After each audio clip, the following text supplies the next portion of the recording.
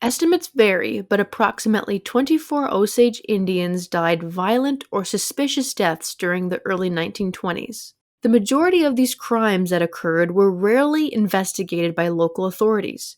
Some were never solved. The deaths of some alleged victims who lacked discernible wounds were simply ascribed to indigestion, peculiar wasting illness, or causes unknown. And behind all this evil was a mastermind of a plot to acquire Osage wealth through murder.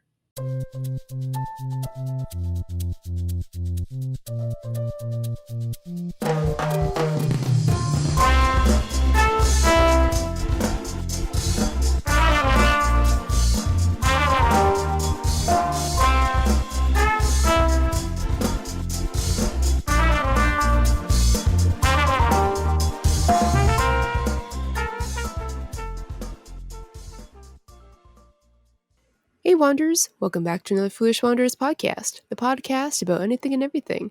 Today we're going to be taking a trip to the pretty tragic side of history. We're talking about the Osage Indian murders.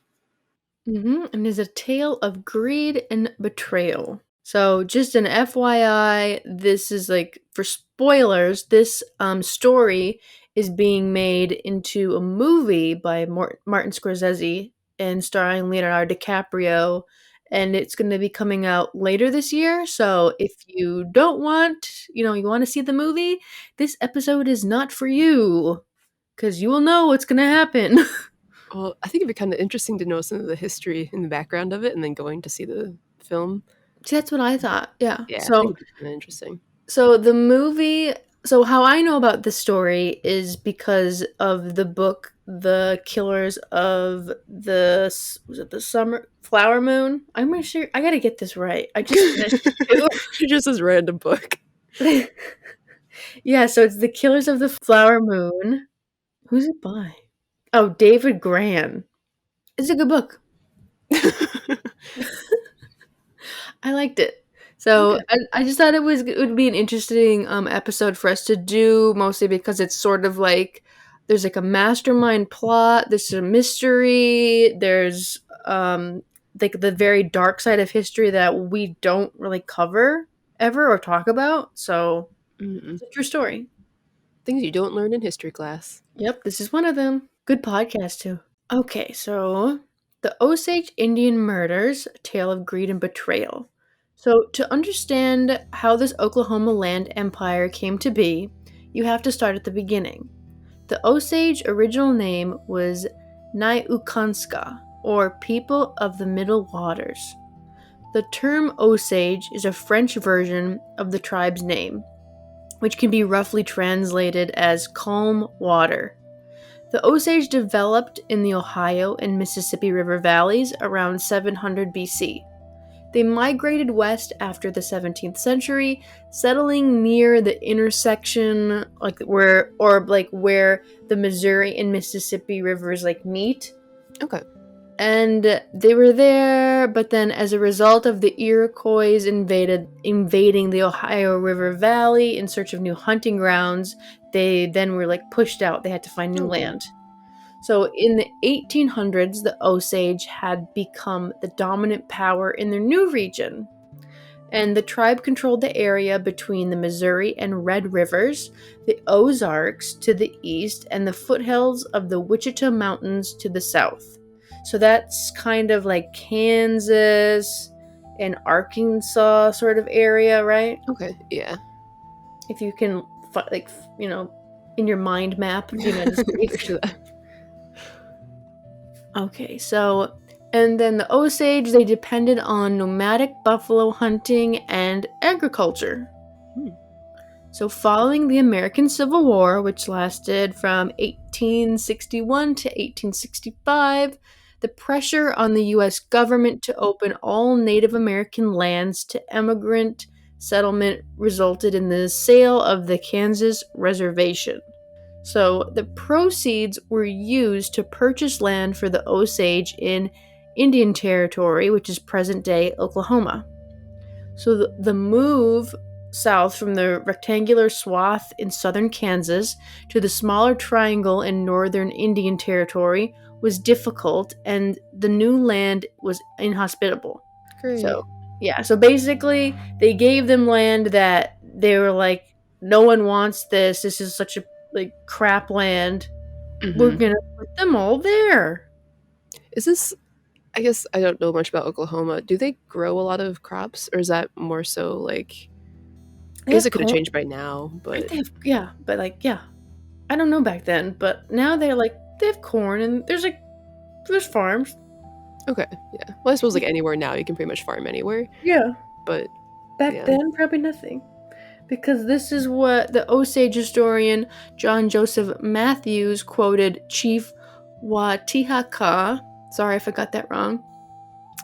Quote, "My people will be happy in this land. There are many hills here. White man does not like country where there are hills, and he will not come. This country is not good for things which white man puts in ground." So they were happy because they would be not like they weren't going to get disturbed or by Sure, yeah. people Pushed around again. pushed around, kicked off of their land that they've been Mhm. living on For like for. literally their entire like history. Like keep getting, Mhm. yeah. So U.S. government put the Osage on a piece of land that nothing prosperous could happen, which so they thought, until the discovery of oil on the Osage Reservation in the late 19th century, so late 1800s, Hmm. an agreement with the U.S. government by which all mineral rights on the reservation were to be retained by the tribe, with royalties divided on a per capita basis. This made the Osage quite prosperous. So, underneath this piece of crap land that the government gave them is Hmm. all this oil that they had no idea about. That's okay. They got a big chunk of money. Oh, Good for yeah. them. So, as part of the process of preparing Oklahoma for statehood, the federal government allotted 657 acres to each Osage on the tribal grounds in 1907. So thereafter, they and their legal heirs, whether Osage or not, had head rights to royalties in oil production, so based on their allotments of the land. Okay.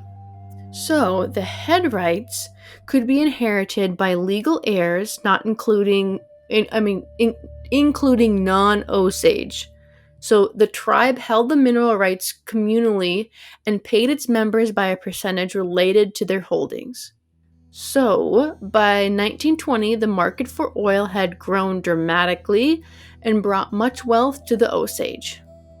So they're just rolling in the dough. I remember about these head rights. These head rights are important in the story. Okay. So in 1923 alone, quote, the tribe took in more than $30 million, the equivalent today of more than 400 million. So people across the U.S. read about the Osage, called, quote, the richest nation, clan, or social group of any race on earth, including the whites, man for man. That's a So, crazy amount of money. oh yeah. So some Osage used their royalties to send their children to private schools. Ooh. Others bought fancy cars, clothes, and jewelry, and traveled to Europe, and newspapers across the country covered their activities. I mean, good for them. Mhm. So, along with tens of thousands of oil workers, the oil boom attracted many white opportunists to Osage County.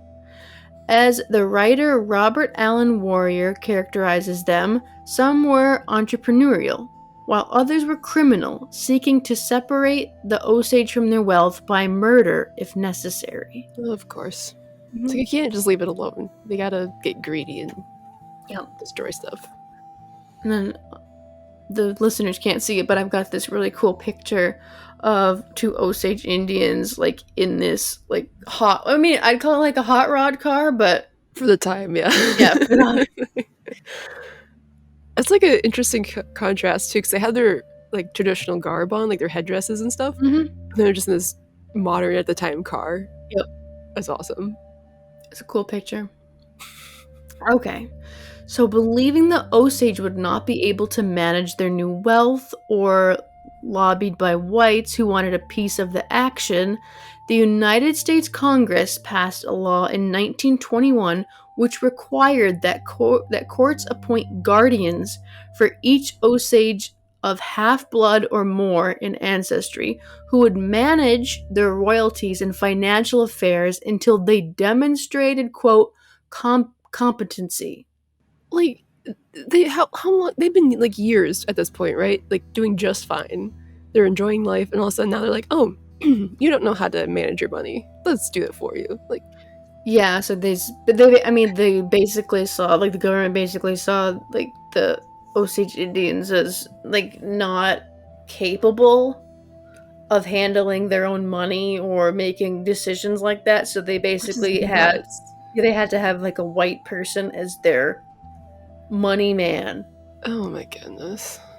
It's like I don't think that would Yeah, help. no, yeah. Yeah, no, it's just bad. It's just bad. Yeah. So, under this system, even minors who had less than half Osage blood had to have guardians appointed, regardless of whether the minors had living parents. So, like, yeah, it's really dumb.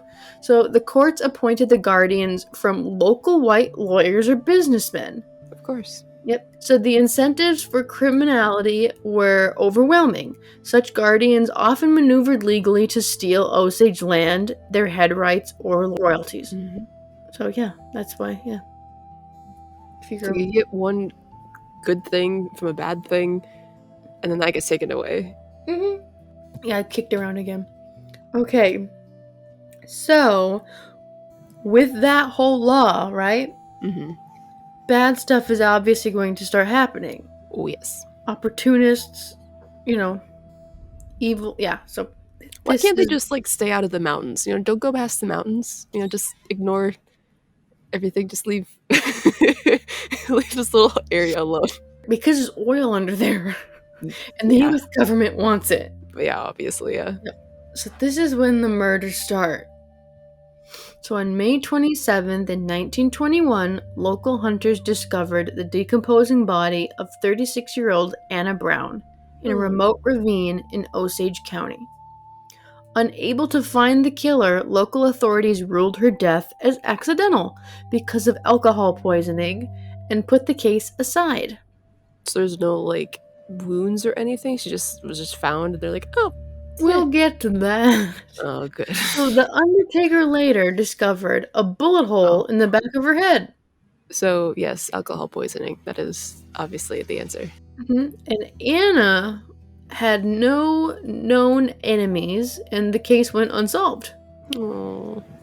So that might have been the end of it, but just 2 months later, Anna's mother, Lizzie Q, suspiciously died.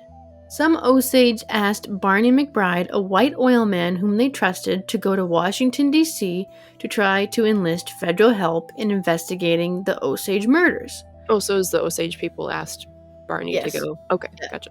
So McBride was found murdered on August 10th in 1922, the day after he arrived, reportedly stabbed some 30 times. Jeepers. Yep. And in early February of 1923, Anna's cousin, Henry Roan, was murdered. He was found dead in his car, shot. Then in March 1923, as one of Anna Brown's surviving sisters, Rita Smith and her husband, William, and a 19-year-old servant, Nettie Brookshire, while they were sleeping, a massive explosion destroyed their home, killing the two women and critically injuring William, who died 4 days later. Jeez. So is this family like someone that, like, do they hold the biggest portions or like the most wealthiest parts of this land or something? Not the most parts, but like has like the most oil or something in it. So the sister died, and then the mother mysteriously died from probably poisoning, and then the cousin died, was murdered, and then now the other sister and her husband are dead. Like that's not obvious at all, right? Like what? Yeah, so it's all just so corrupt. Okay, so where were we? Yes, so then in July, 2 more people were murdered. Attorney W.W. Vaughn, who was murdered and thrown off a train after meeting with a poisoned and dying George Bighart, who was the nephew of the famous Osage chief James Bighart. Jeez. So, what do all of these murders have in common? And who was behind all of these murders? So, that's what the terrorized community wanted to find out. Oh, yes. Mhm. But a slew of private detectives and other investigators turned up with nothing. And honestly, some of them were deliberately trying to sidetrack honest efforts. Yeah, that doesn't surprise me at all. Yep, They're like, paid oh, off. this is like Yep. somebody I know did this. I'm gonna Mhm. protect them. Mhm. So the Osage Tribal Council turned to the federal government, and bureau agents were detailed to the case. Tom White, an agent with the Justice Department's Bureau of Investigation, the BOI, Bureau of Investigation, would later become the FBI. So this is the beginning of the FBI. This is them. Okay.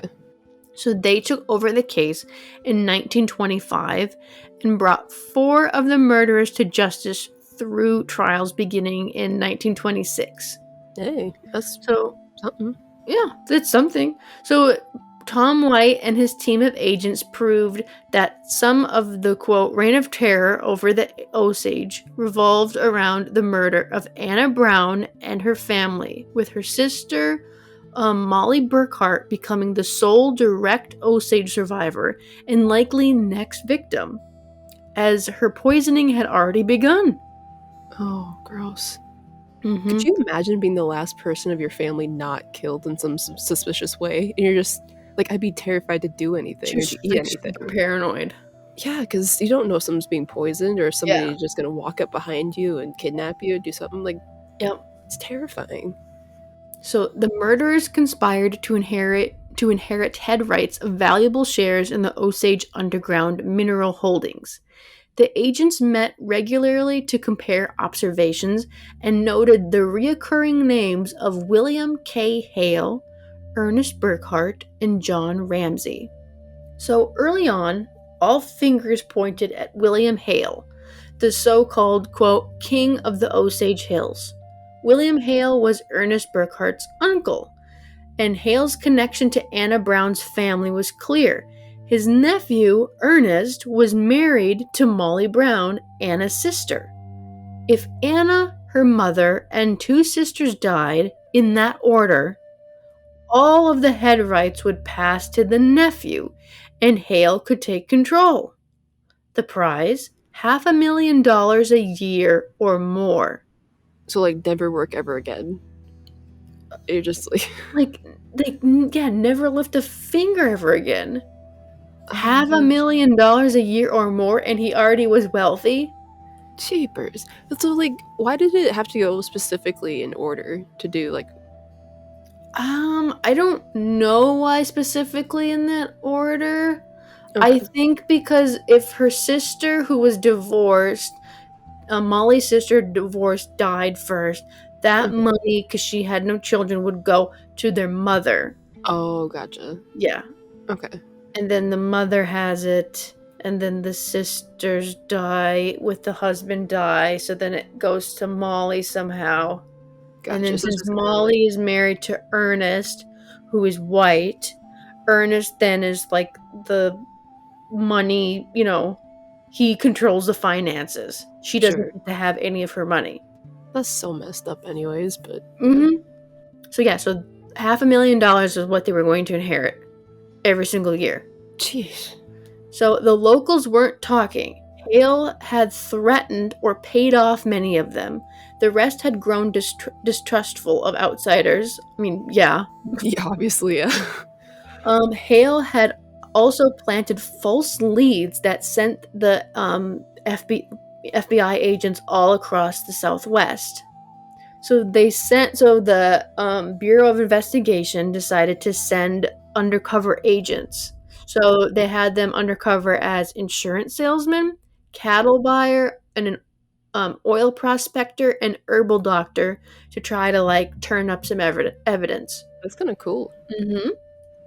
So over time, they gained the trust of the Osage and built a case. Mhm. And then finally, Ernest Burkhart started talking, and then others confessed. The agents were able to prove that to gain part of the wealth, Hale persuaded Ernest to marry Mollie, again Mollie's Anna Brown's sister, and then Hale then arranged for the murders of Mollie's sisters, her brother-in-law, her mother, and her cousin Henry Rowan to cash in on the insurance policies and head rights of each family member. That's so messed up. That's so like methodical and messed up. Mm-hmm. Evil.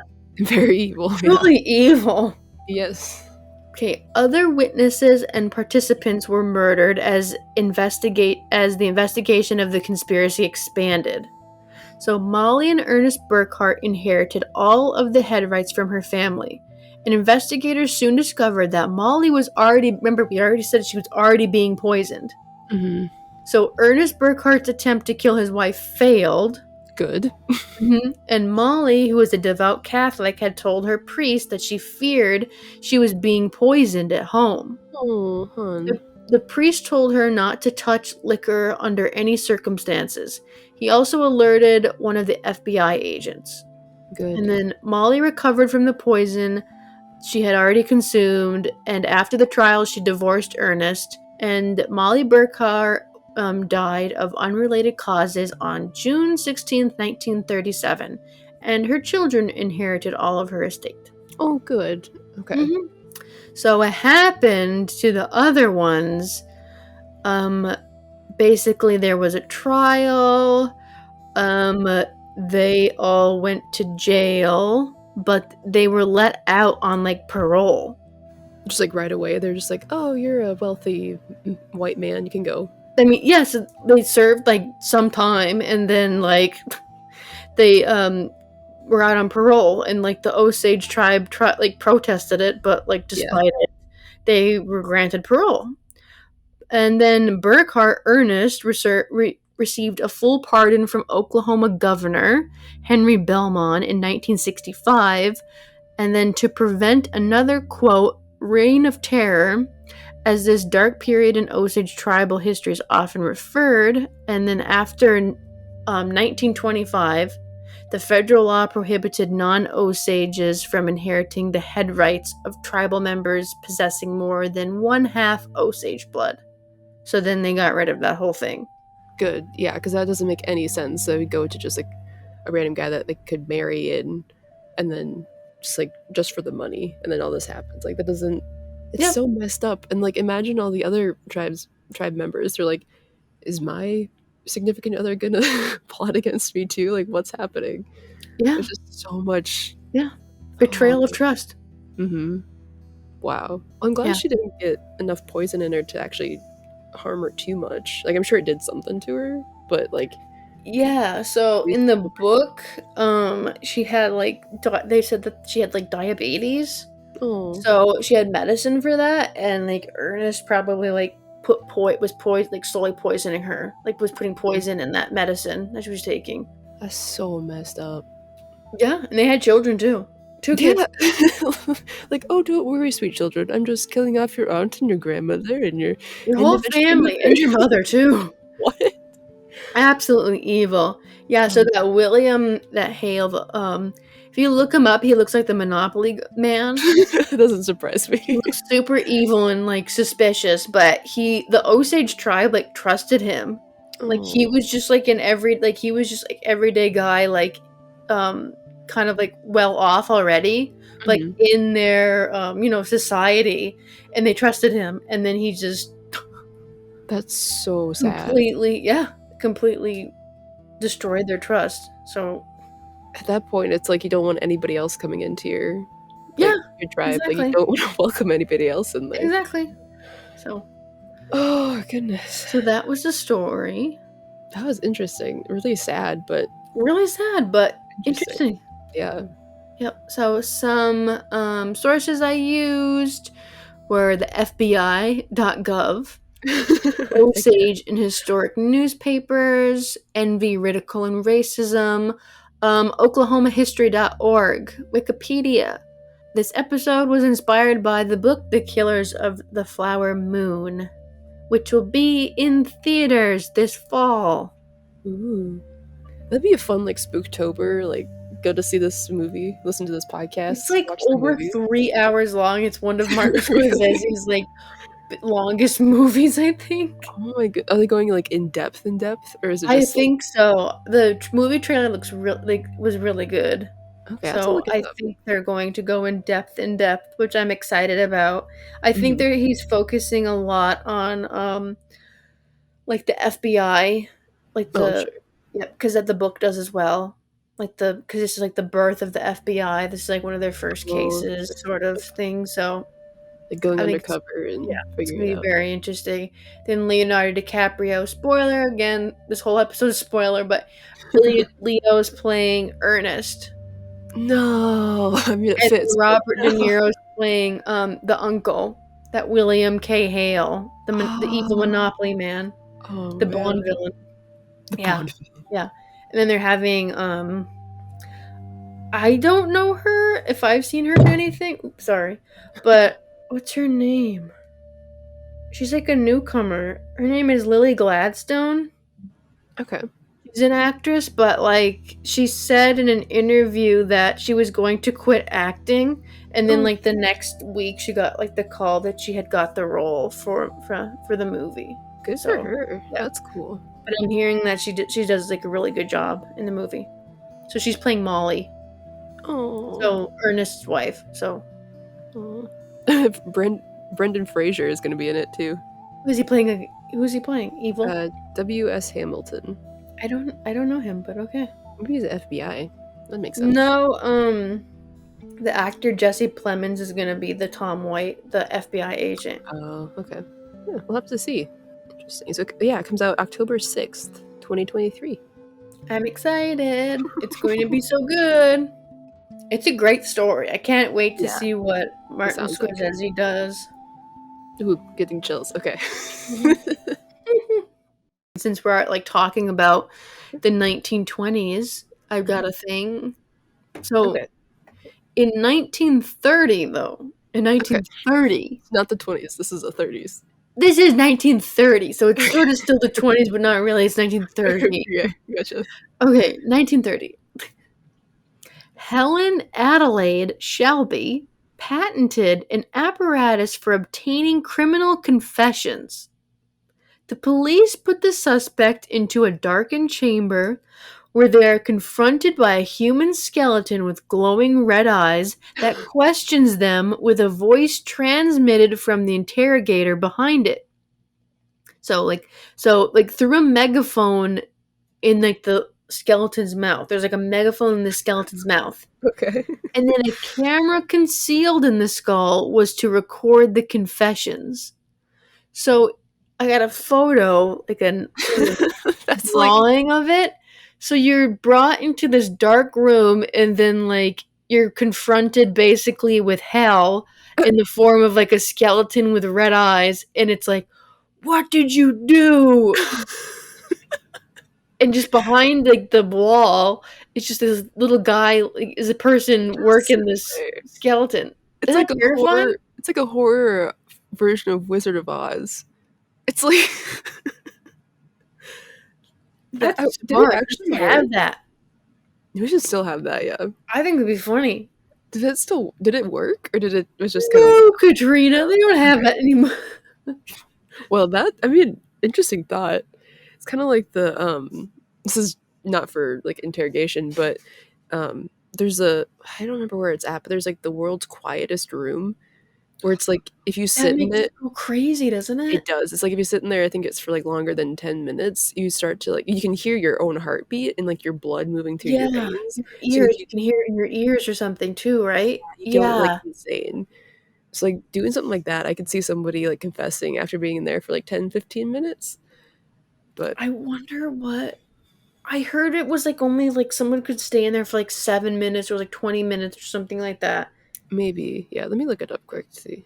Yeah, I've heard that too. I would do that too. World's quietest room. Yeah, the anechoic chamber, I think is what it's called. And Microsoft, the company, built it. Of course, Bill Gates would be behind this. Let's see. It is in. Oh, so you can actually do it, but it's $200 per person to sit I in there. I wouldn't do it. What if you lose yourself? Aren't you ever like freaked out? You're like, what if you pay I go them to to basically like make yourself lose all sense of reality? Like, Yeah. Well, no there's thanks. there's a story here from New York Post. They said that no one can stay in there for longer than an hour. So people That's stayed what there it is? for Okay. like 40 minutes is one of them I've seen. Um, but yeah, you start to hear like your blood moving through your body, and it's creepy. Ugh. I'm like tempted, but like I don't think I could sit in there for more than a couple minutes because I'm pretty sure you could start seeing things. Like if you had a Definitely. blindfold or And something it's on. it's pitch black, right? I don't. Well, like it's lit when you first walk in there. At least there's like lights in there, so I think it's lit the whole time. But if you turn the lights off, especially, yeah, you'll you go nuts. Yeah, there's lights in there. There's just a solitary chair just sitting in the middle of it. It looks like a torture chamber, honestly. All right, Wanderers. Thank you for listening to another Foolish Wanderers podcast. We hope you enjoyed. If you have any suggestions for any future episodes, please feel free to email us at fwplisteners@gmail.com. And as always, new episodes of the FWP are released to wherever you get your podcast from, including this place that you're listening to right now. And if you'd like to help us out, obviously the best way is to listen to the podcast, listen to the episodes. But if you'd like to do a little bit more, we would really appreciate it if you would consider leaving us a 5-star review. It helps our show grow and get into the algorithms. All right, Wanderers, thank you so much for listening. We'll see you guys next time.